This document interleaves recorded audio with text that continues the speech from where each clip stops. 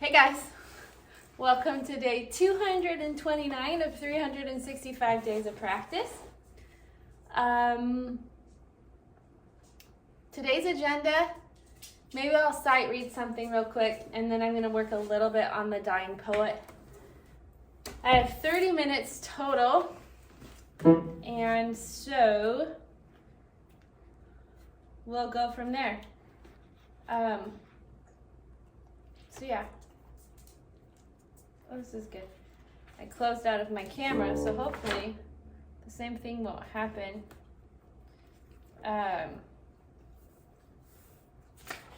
When I'm playing today, where I had to start over. I don't know if you remember that from yesterday if you were watching. Should I play a Schubert? A Walzer? That's too many pages. The Walzer. That's like 10 pages. Not really. Okay. I don't know if have I played this?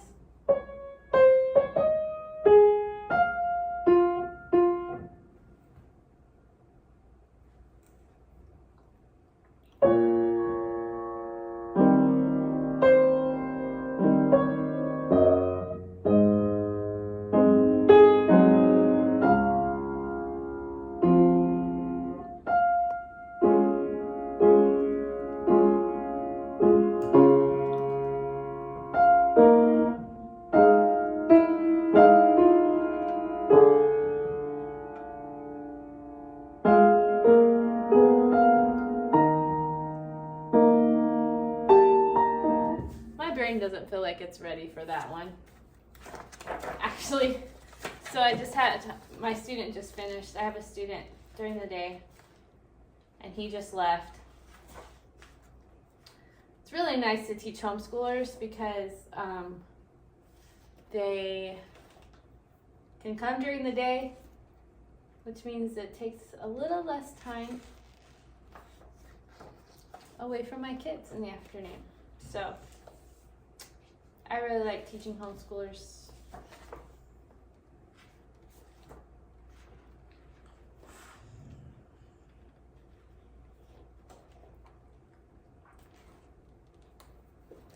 Okay, this is a nocturne from, I think I've actually sight read that one. Maybe. Yeah.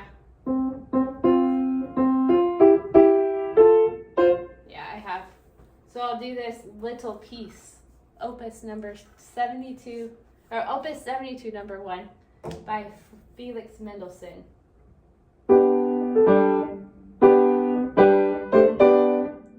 Nope, I've done that one too.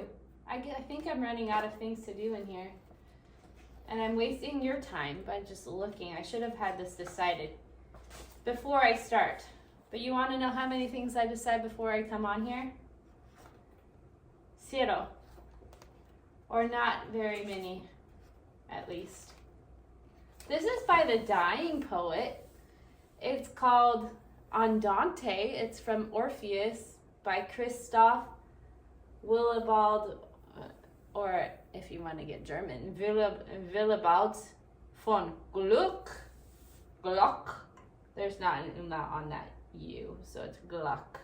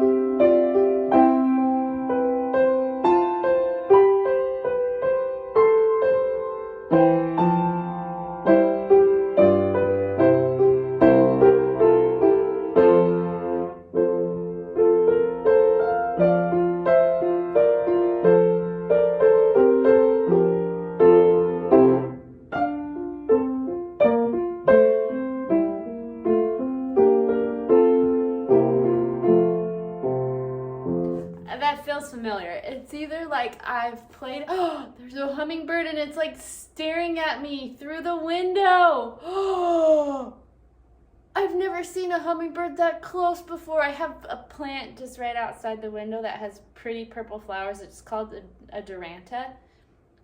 Growing up, I had one. My dad planted one in our backyard and we called it the hummingbird bush because hummingbirds loved it. And so I planted a couple at my house as like a memento to my childhood home. And that one, I grew up in California, and that one was evergreen because of where my parents lived. It was more like a Mediterranean climate. And so it was evergreen, and it got massive, like 10, 15 feet tall and wide. No, like wider than that, really. It got really big. And it would almost look like a willow tree. Like it would just kind of cascade down. And there are these really pretty purple flowers, tiny, tiny purple flowers that would come off like on these like tendrils that would just be covered in them. And then it would develop these yellow berries that are totally toxic. But that's besides the point. The point is that those are flowering right now, and at my house they're not evergreen. They're more like a perennial, so they die back to the ground every year, but then they still get from each summer. By the end of the summer, by the time we get a frost, it's at least 10, 15, it's like 10 feet tall. Not as wide, but like it grows pretty tall still. I have 2 of them, and they just make me happy. Maybe I'll post a picture, but the hummingbird was like, it kept on looking at me through the window before it flew off. Oh, hummingbirds mean that, I don't know. I feel like hummingbirds are a sign that Heavenly Father's thinking of me, and that something good is around the corner, or that I'm doing a good job. To me, that's what they mean. It's just like a little love note from Heavenly Father saying he's thinking of me. Because I'm a nerd. But I'm an awesome nerd. I think I'm an awesome nerd. Okay, so I'm going to work on the first page of The Dying Poet. I really said, you know what I'm going to do this week, hopefully, is research this song and figure out why it's a meditation. I took music history in college, but that was 20 years ago. And I haven't really had a reason to dive back into it, but I've been thinking about doing a series on music history on here, on YouTube's. And it would be good to just know the history of the music that I play. So, I've also been thinking about doing a series for sight reading, but maybe turning that into an online course. So that's in the works too, potentially. Let me know, if you're watching this, let me know in the comments if you'd like an online course on sight reading. And I will put more of my heart into doing that.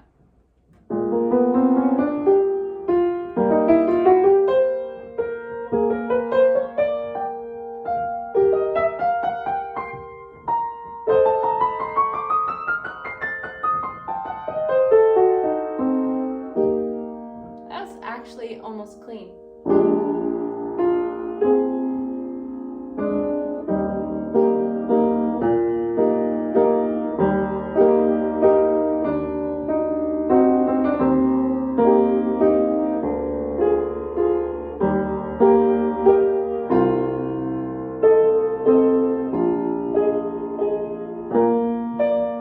That was all right. It felt a little fast.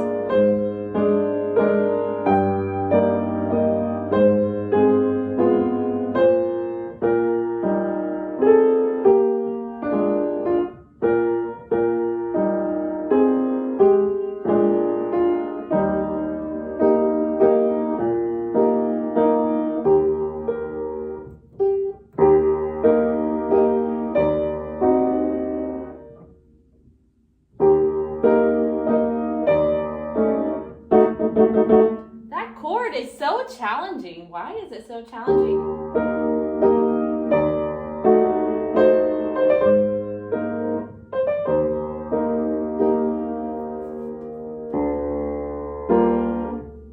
My brain is so distracted today.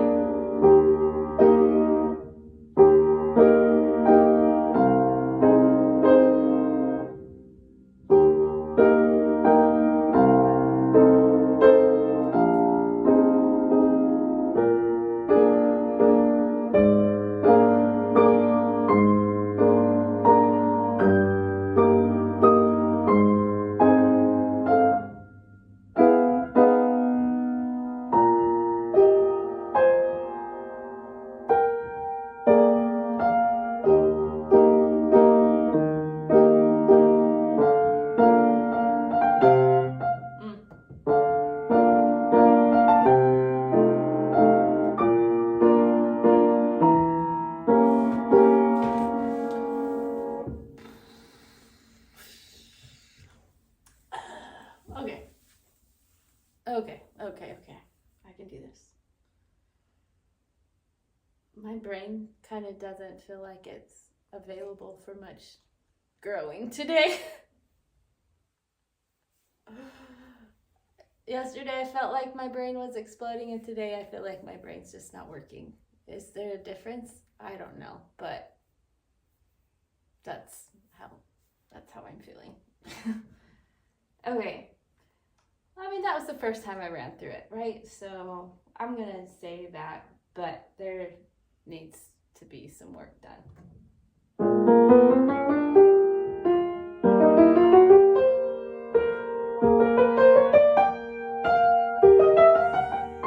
I don't know why I like that part so much, but I love it.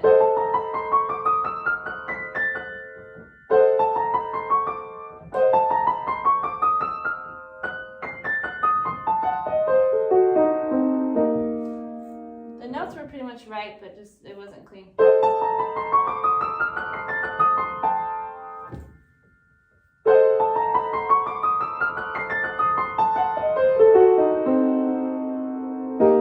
If I was focusing on other things and I wasn't focusing on other things, then I probably would have caught that last note.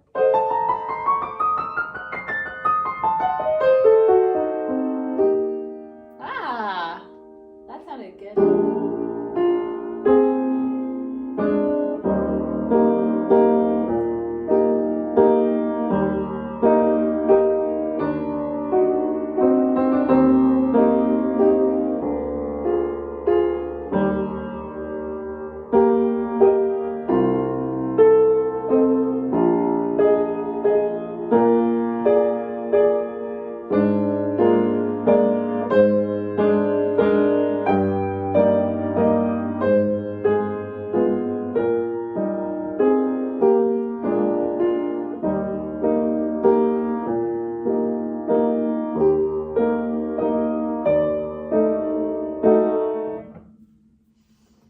Okay, I'm breaking down. I'm writing it down.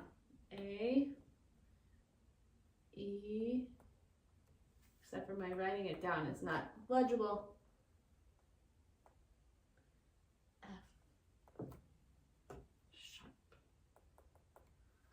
Okay, A, E, F, sharp.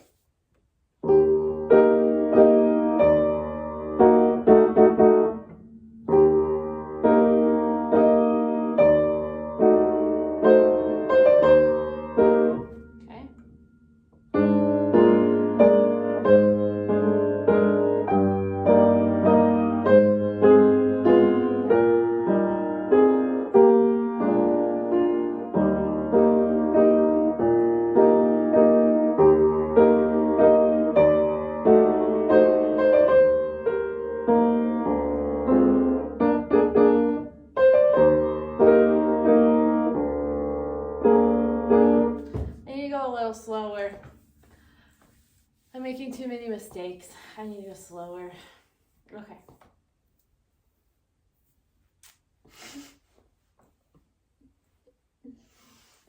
I think I'm so funny. Oh, you know, life is too short to not be able to laugh at your own jokes. even if they're not really jokes and I don't even know, but it's too short. There's your life lesson today. It's too short to look at, to laugh at your own jokes. Okay. I would just say change is hard. Change is hard, no matter what kind of change it is. This kind of change, where you're just fine-tuning things, is really challenging still, because you're already here, and you're here, and you want to kind of get there, right? Like you just need to get there, but it's still retraining your brain and rebuilding what you've already done to like get there. It's like you're renovating that little space in your head to fix things. Cause you didn't do it right the first time, or the 10th time, or the 20th time. But it takes multiple times to of re-renovating it to get it right. Oh, that sounds tiring. But that's what it's like. But that's how change is. That's how any change is. It's your brain. You're retraining your brain to think a different way. You're like tearing what you've done and what you know down and rebuilding it into something entirely new every single time you change. That's what I'm trying to do with my eating habits right now. I read a book called Bright Line Eating, and it's really hard to go without sugar. That's one of the things that tells you to do. And I've had a 80% success rate this week. So I haven't had any sweets or treats, but I have had things with sugar in them. And so that's something like the orange chicken I made for dinner on Sunday had honey in it.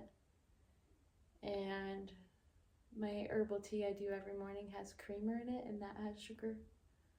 So definitely a step in the right direction. But yeah, the Bright Line Eating says Bright Line is no sugar or sweeteners, artificial or none, or like not artificial, and no flours. And then you're supposed to weigh your food and eat only 3 meals.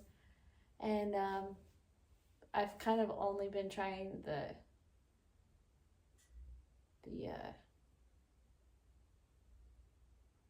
no sugar thing. This is for anyone, this is for anyone that wants to just break habits or get better at eating. But it was written by she's a drug addict, an alcoholic, and a food addict. And so she's been able to overcome all of those, and now she's doing really good. And so, but she still follows this plan. It's like a way of life and not just some diet that you do. And I'm a food addict. I know I am. Sugar is my worst enemy, and apparently flours are too, because I can't say no to 5 pieces of pizza. No, I don't have that many, but I definitely overeat. So I'm working on changing my habits, because I've always prayed for lasting change when it comes to my health and comes to my weight. And it takes a lot of years. It's been taking a lot of years to work on it and to figure things out. I think I'm on the precipice, but it is hard. Change is hard. Going out without Coke Zero is really hard. I just want my Coke Zero. I need my fizzy drinks. So I need to find, I don't know, something that I can have that's, doesn't have any artificial sweeteners in it. Or something, I don't know. But change is really hard. I do know that it's possible though. Because this woman in the book, I don't remember she's a doctor. I don't remember her name though, the one that wrote the book. I'll need to look it up, but I'll look it up now. Hold on. Bright Line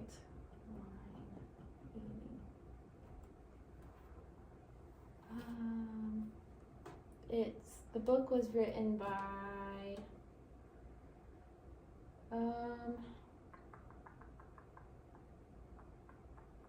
Susan Peirce Thompson. She has a PhD in psychology and neuroscience, and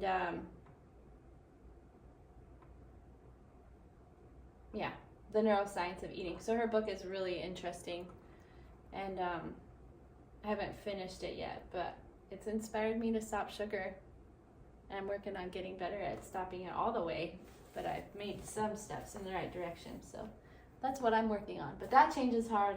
Learning a new song, that kind of change is also hard, and it all makes your brain go like, wah! So, funsies.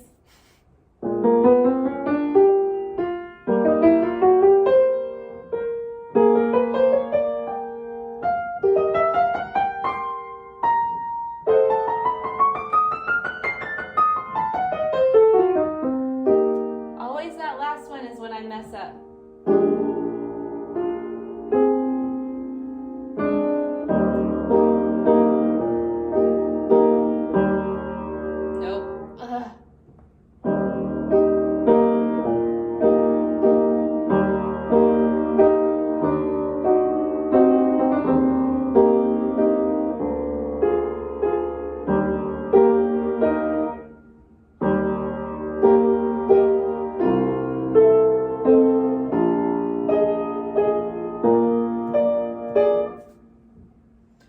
Slow it down, Johnson.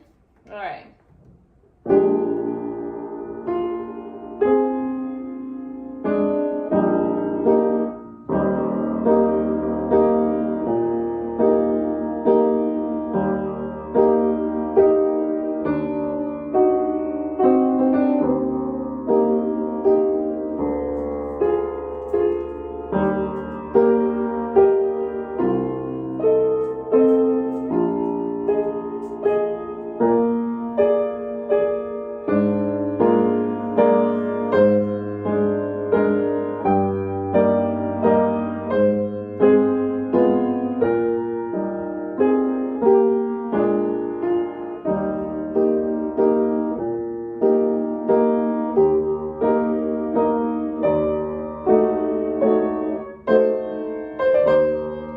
My brain was like, we're doing something different. And I was also excited because I played the chord correctly, finally, but then I played that note wrong.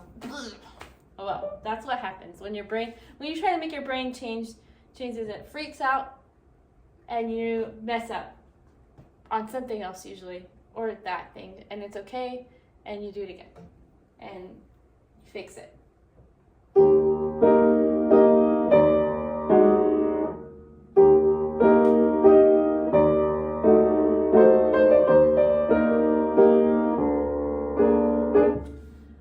Again, she says.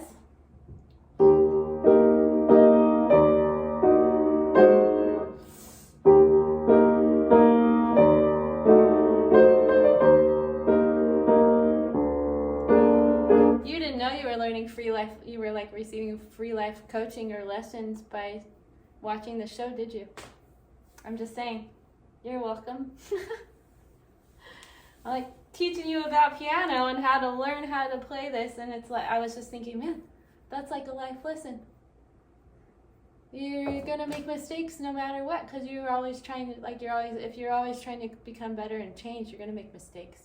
But that's just part of life. And then you pick yourself back up and you go back and you fix it. And then you keep going. But why is it not that easy in our brains when we start actually trying to, like, I don't know, it feels so much harder than it probably really is.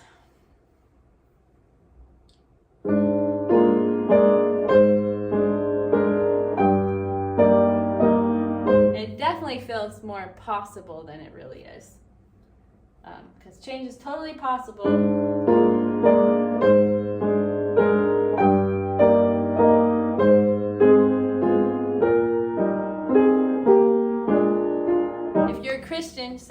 If you're a Christian, you have to believe that change is possible, period. Because you have examples like, the biggest example is Paul, the apostle, right? Like, he had a, 360 change, 180 change, whatever you want to say. He totally changed.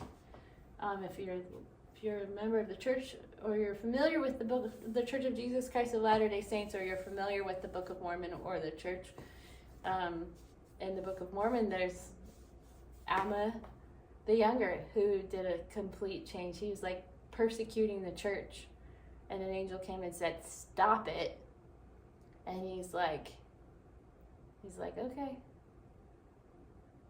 After he like felt like he was going to die because of his sins, he like did a total change and became one of the biggest, best missionaries at the time. So missionaries judge it like he was just an amazing person. So if those two can do 180 degrees when they were such awful people, then like we can do the small changes or big changes that we need to do. Like totally possible. I'm gonna play through this 1 or 2 more times, and then I got to go. As soon as I'm baking bread, and as soon as the timer goes off, I've got to say peace. Peace. I did this for peace, but it's peace. Oh, that's supposed to be quiet. Nope. I'll work on it.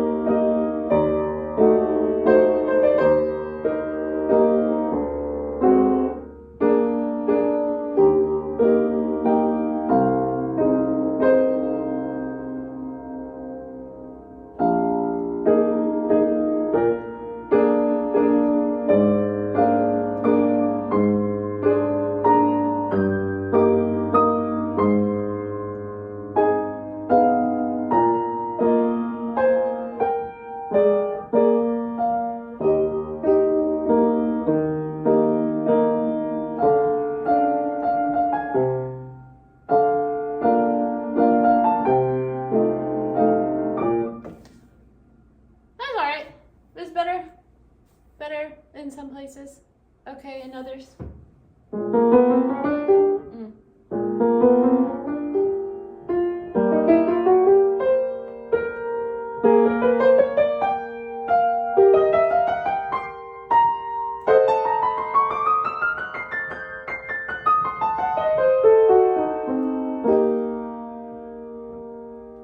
I got the last part of that, okay?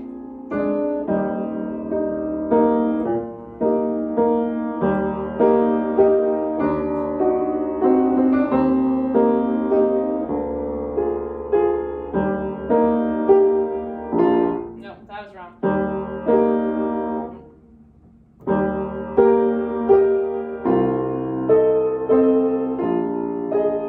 I'm gonna do that part again.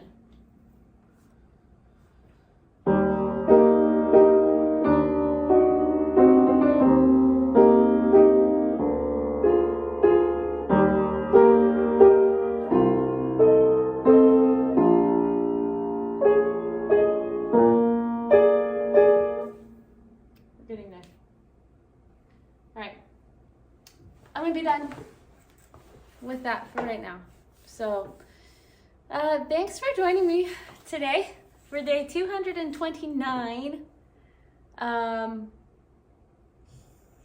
That's amazing. If I can do piano for 229 days a week, or days out of the year, out of 1 year, and only miss 2 days, then I could do bright light eating for sugar and flour and the other things, right?